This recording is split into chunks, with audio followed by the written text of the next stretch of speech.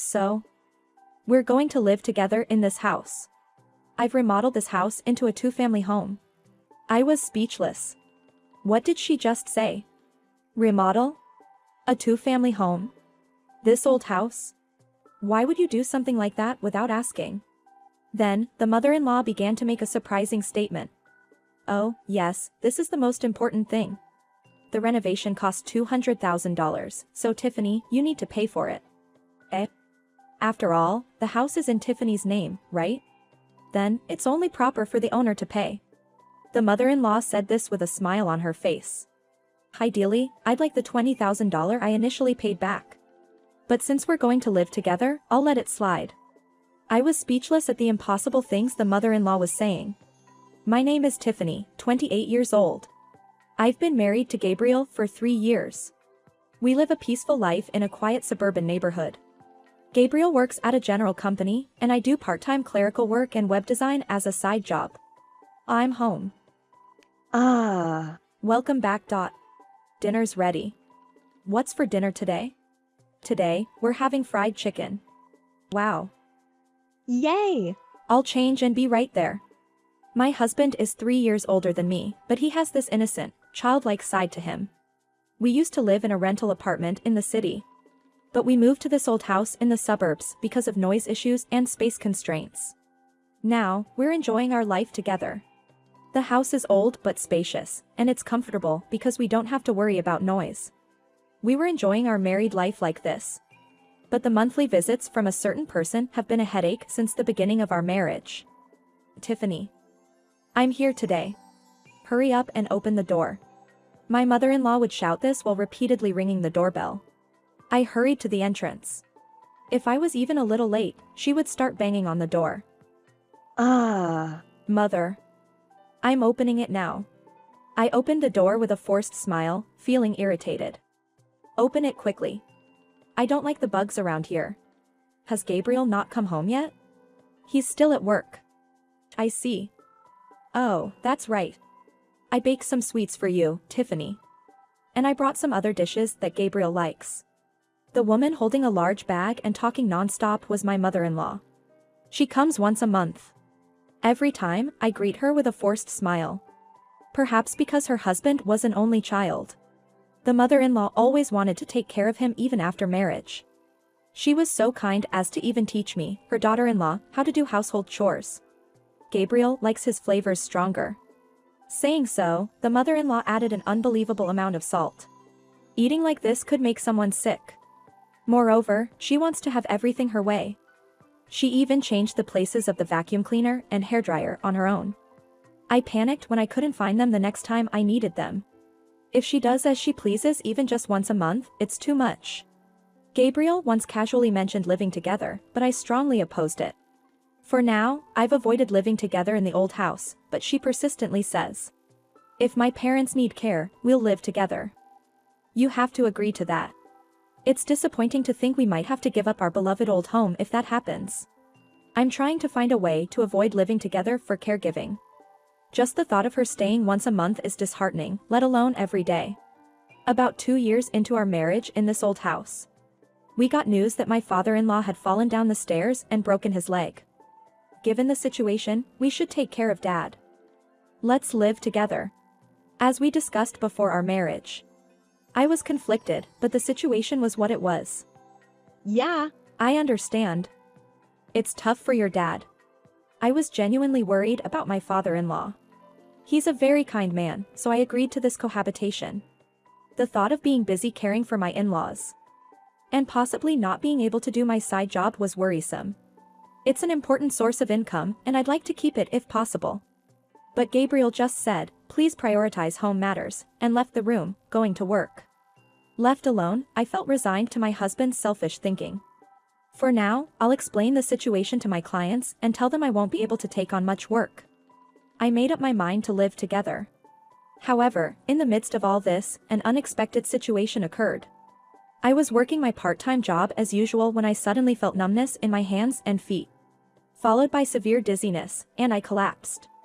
A colleague immediately called an ambulance, and thankfully, my life was not in danger. However, tests revealed I had a young onset stroke.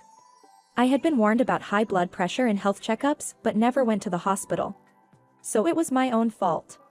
Filled with regret, I learned that my hospital stay, including detailed examinations, surgery, and rehabilitation, would take about 2 months. As the hospital arrangements progressed smoothly, I realized that my husband hardly showed any concern. After being diagnosed with the stroke, I tremblingly took out my phone and called Gabriel. But you'll get better with hospital treatment, right? Yes. Well, I'll take care of the preparations for living together. Don't worry and rest well. He said this and hung up the phone. I didn't expect him to prioritize our future life with his parents over my health even at such a time. Thankfully, since my father-in-law was still hospitalized with a broken leg, I didn't have to worry about caregiving and could focus on my treatment. It was a silver lining that we didn't have children, so no need to worry on that front either. After 2 months in the hospital, I'll have to live with my mother-in-law. I muttered to myself in the empty hospital room. Lying in bed, I felt more and more depressed. So I decided to take this opportunity to work on my side job. Without anyone to disturb me and no household chores to worry about, I could concentrate on work all day. Time flew by, and I got a lot done. Perhaps this hospital stay was the last free time God gave me. I decided to work as much as I could to earn money. Once this period is over, I'll work hard on household and caregiving tasks as a daughter-in-law. Then, about 2 months of hospital life came to an end. The day of discharge finally arrived. Gabriel texted me, "It's Saturday. Should I come to pick you up?" But I wanted to savor my last moments alone, so I replied, "No, it's okay. I'll take the bus home." Riding the bus, I gazed at the familiar scenery outside the window and realized I was nearly home. At first, I was a bit dissatisfied with the poor accessibility, but now, realizing this might be my last time enjoying this rich natural landscape, I felt deeply moved. My in-laws' house is relatively close to the city center, so life will probably return to how it used to be. The relaxed lifestyle I currently enjoy will likely be impossible. Feeling a bit sad, I slowly got off at the familiar bus stop. I was about to bid farewell to my beloved house and continued walking towards it. I stopped in my tracks at the sight before me. What's this? There should have been my favorite old house here. An old-looking house that seemed to be inhabited by elderly people. But now, a house I've never seen before stood in its place. Its exterior was beautiful and modern. I wondered if I had mistakenly come to the wrong place after being in the hospital for 2 months.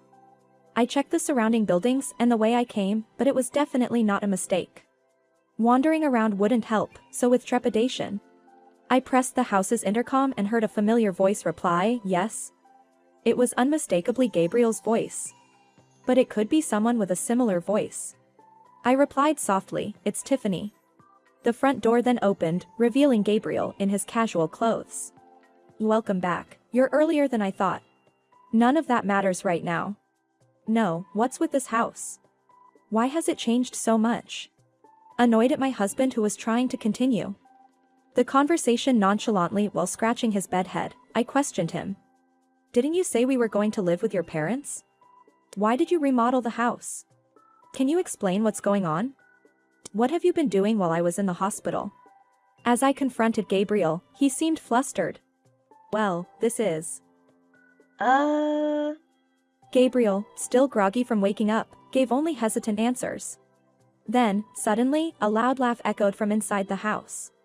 Could it be? I hurriedly took off my shoes, passed by Gabriel, and headed toward the living room. Opening an unfamiliar door leading to the living room, I saw my mother-in-law lying on the sofa, watching TV and laughing. A famous comedy duo was performing on TV. Seeing my mother-in-law laughing while holding her stomach made me incredibly angry. Why is my mother in this house? Oh, Tiffany, welcome back. Hospital life must have been long, right? The mother-in-law behaved as if it were her own house. Mother, I just got discharged today, so I'm sorry, but could you go back to your house? Then, the mother-in-law said something unbelievable. What are you talking about? This is our house. What? The mother-in-law continued, addressing my confusion. That's why. We're going to live together in this house. I've remodeled this house into a 2-family home. I was speechless. What did she just say? Remodeling? A two-family house? This old house? Why would you do such a thing without asking? It's not like it was done without agreement. We had already decided to live together. No, I wasn't informed about any remodeling. I thought we were going to live together in your original family home. The mother-in-law always had a habit of interfering in our lives. But I never imagined she'd go as far as remodeling this house on her own. Every time she visited this old house, she complained about the bugs and the walk from the station. Yet, why did she do this? You can relax more here than in the city, right? The mother-in-law said so, but I was still not convinced. Then, she made a startling statement. Oh yes, this is the most important thing. The remodeling cost $200,000, so Tiffany, you need to pay for it. What? The mother-in-law suddenly said something outrageous. After all, the house is in Tiffany's name, isn't it? Then, it's only proper for the owner to pay. The mother-in-law said this with a smile on her face. Ideally, I'd like the $20,000 I initially paid back.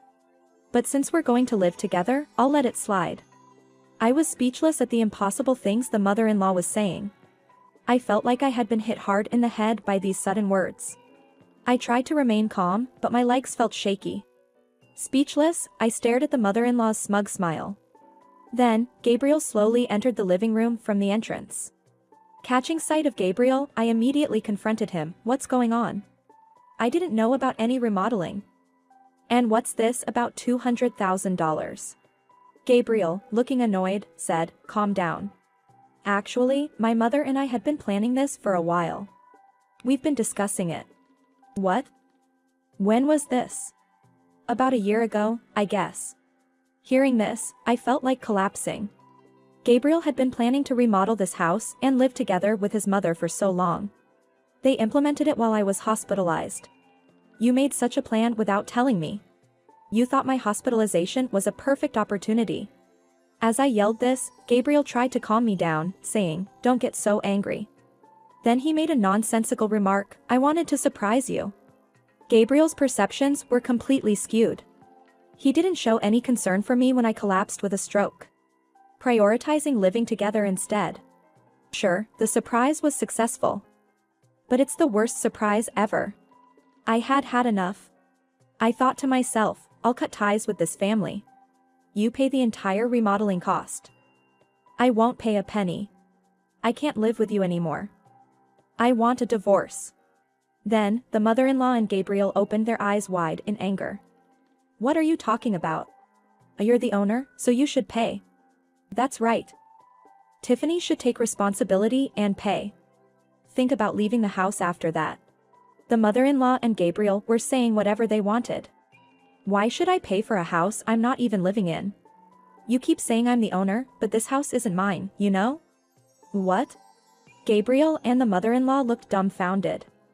What are you talking about?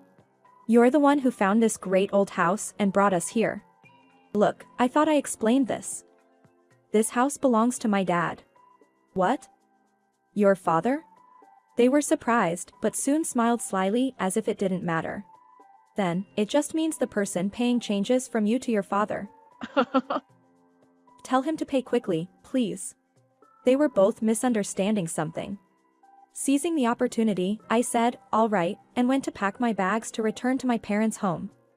I then took the divorce papers and went with my father to the house where my mother-in-law and husband were.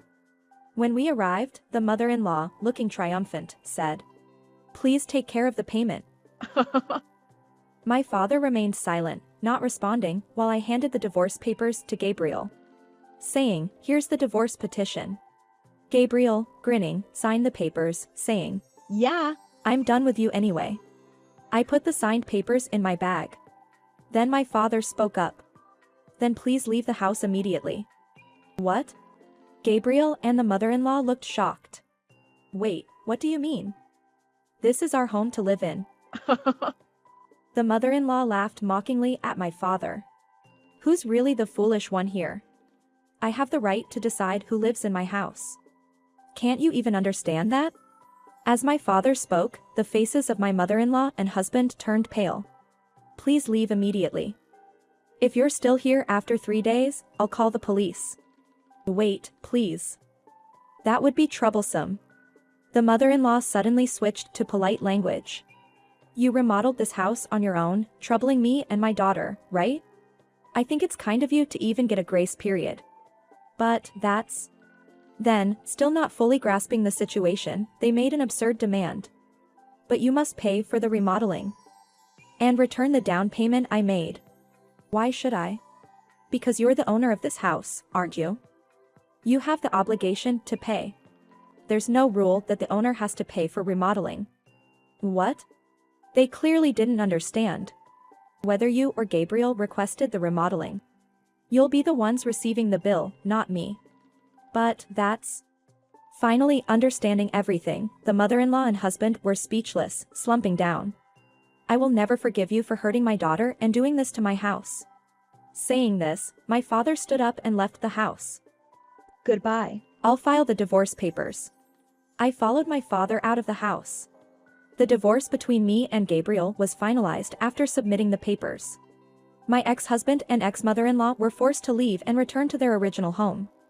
It seems they hadn't yet sold it because this whole remodeling and cohabitation plan was only between the mother-in-law and husband. The father-in-law wasn't informed as he was still hospitalized. Later, I received an apology from my father-in-law, saying he was sorry for his wife and son's behavior. However, he had always ignored his wife's rampages. So I accepted the apology but cut off all contact with them. It appears that my father-in-law divorced my mother-in-law and cut ties with Gabriel too. No wonder, considering he came back from the hospital to find his family had caused a $200,000 debt with their outrageous actions. My ex-mother-in-law and ex-husband were kicked out and now live in a cheap apartment, working hard to pay off their debt. It's all their own doing, so I don't have any sympathy for them. Meanwhile, the house they remodeled without permission sold for a good price, giving my father a nice windfall. It turned out like a huge gift from my ex-in-laws to him. And for me, I now have more time for my side job, which has significantly increased my income. Having gotten used to the peaceful life, I now live happily in a rural area with low rent.